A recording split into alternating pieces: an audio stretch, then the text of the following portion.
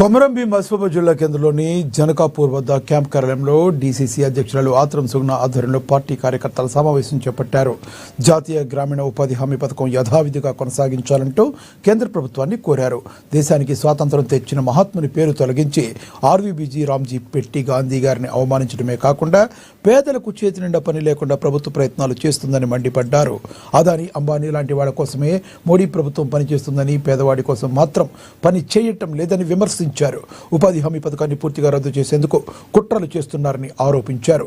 దీన్ని నిరసిస్తూ ఈ నెల 20వ తేదీ నుండి గ్రామాన సర్పంచులతో మమేకమై ఉపాధి హామీ పథకం పేరును యథావిధిగా పునరుద్ధరించేంత వరకు ప్రతి ఒక్క నిరుపేదకు అవగాహన కల్పిస్తామన్నారు. ఇప్పటికైనా గాంధీ గారి పేరును యథావిధిగా పెట్టకపోతే ప్రతి బీజేపీ కార్యాలయం ముందు ధర్నా చేపడతామని హెచ్చరించారు.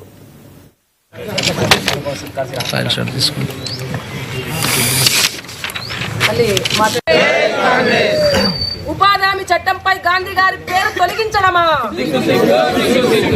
మహాత్మా గాంధీ జాతీయ గ్రామీణ ఉపాధి హామీ చట్టం అనేది ఇది పేదలకు సంబంధించినటువంటిది, పేద ప్రజలకు సంబంధించినటువంటిది.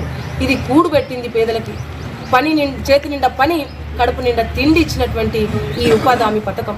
మరి ఇలాంటి ఉపాధి హామీ పథకం పేదల కొరకు అందరినీ కలుపుకొని, ఈ దేశంలో పేదలు ఉండకూడదు, నిరుద్యోగం ఉండకూడదు, ఈ పేదలకు కడుపు నిండా తిండి ఉండాలి, కూడు గూడు నీడ ఉండాలనేసి కోరుకున్నటువంటి గొప్ప మహనీయుడు గాంధీ గారు. కాబట్టి అలాంటి గాంధీ గారి పేరును తొలగించడము ఎంతవరకు అని మేము అడుగుతున్నాం, ప్రశ్నిస్తున్నాం, డిమాండ్ చేస్తున్నాం.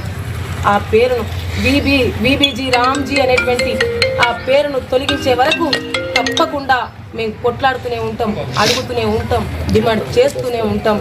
మళ్ళీ తిరిగి మహాత్మా గాంధీ పేరునే పునరుద్ధరణ చేస్తూ ఆ చట్టాన్ని, ఉపాధి హామీ చట్టాన్ని మరి మహాత్మా గాంధీ పేరు మీదనే యథావిధిగా తప్పకుండా కొనసాగించాలి.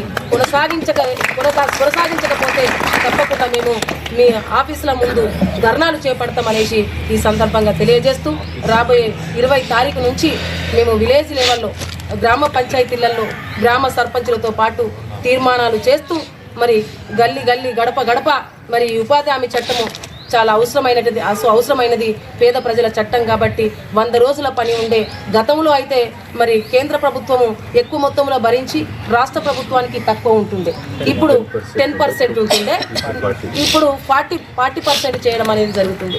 అంటే మొత్తం కూడా ఈ యొక్క పథకాన్ని నిర్వీర్యం చేయడమే ఒక పెద్ద కుట్ర. మహాత్మా గాంధీ